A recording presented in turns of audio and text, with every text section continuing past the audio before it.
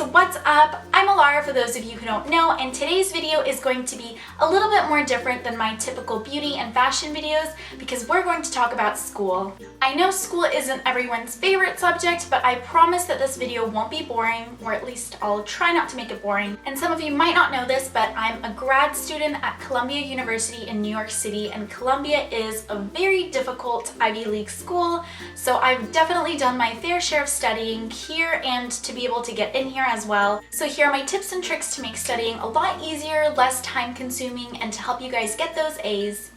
So my first tip is to be organized because those deadlines and those test dates can really sneak up on you. So I would definitely recommend investing in a planner or using the calendar app on your laptop or your phone to make sure that you're able to keep track of upcoming deadlines, and this can also help you plan out your week so you can figure out which days you want to study leading up to the test and how you want to divide up certain chapters or certain lectures. This is something that really helps me. And writing everything out just makes you feel so much more productive. You feel so much better when you do it and you don't have that feeling of like, oh my gosh, am I forgetting something? Also, make sure that you're in the right environment to be productive. So some people can't be productive at home whatsoever and they get distracted. So if you're one of those people and you know this, don't waste any time and just get all your stuff and go to the school library or a coffee shop or somewhere where you can be productive.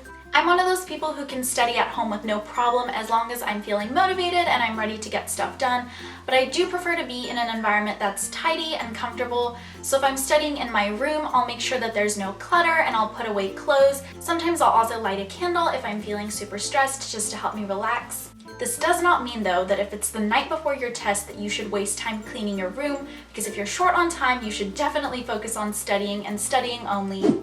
My next tip is to plan out how much you're going to study in the days leading up to your exam, and this is so important because it's not about how long you study, it's about how well you study.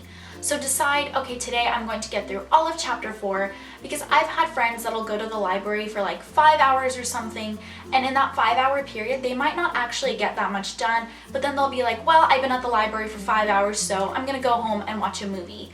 But it's not about how long you study, it's about how much you get done in that time period. So measure your progress by how much you've gotten done and not just how long you've been studying. Then if you're really struggling with a subject or you're having trouble concentrating and you're not able to get off of like YouTube or your phone or something like that, try using 2010s.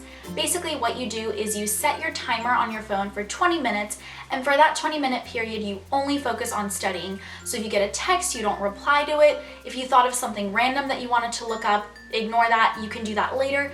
Just focus on studying for those 20 minutes until the timer goes off. Then when the timer goes off, set another timer for 10 minutes and that's your break. So you can do whatever you want. You can watch Netflix, you can call your friends, and then when that 10-minute timer goes off, set your timer for 20 minutes again and then study for another 20 minutes and just keep repeating this. And this works so incredibly well for me, especially if I'm not in the mood to study or if I keep getting distracted. I highly recommend doing this because this has helped me ace so many tests that I really struggled with. Then figure out how you study best. So are you the kind of person who prefers to highlight things with different colors to help you remember them?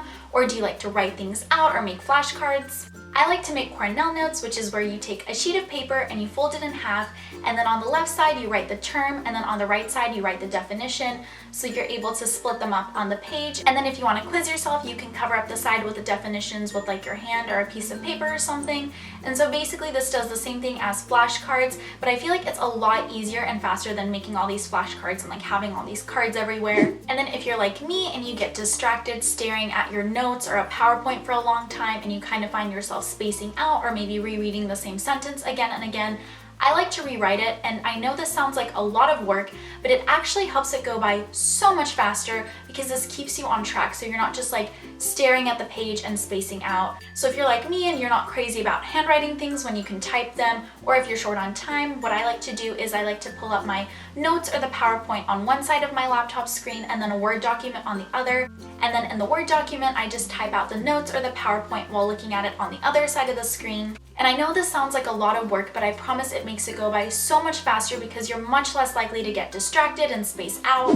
Also, if you have a tendency to get distracted and you find yourself scrolling through Instagram or YouTube, or you're on Facebook watching funny viral cat videos, which there's no shame in doing, I do this a lot, try using an app that actually blocks these websites, which I know sounds horrible because it's like, do I have no self-control? But this honestly helps so much. I know there are a lot of different apps you can use. I use self-control, but basically you use this app to enter in websites that you want to block temporarily, and then you set a time limit so you can do anything from like 10 minutes to like 10 hours. And then for that chosen period of time, even if you reset your computer or anything, you can't get on those websites. And this really helps me from like drifting off onto Instagram or getting distracted.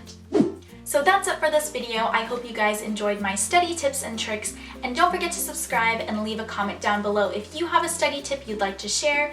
Thanks so much for watching. Bye! Fold it in half, and then on the left side, you write the definition, or not the definition, sorry, the term. Why does everyone always call me when I'm trying to film a video?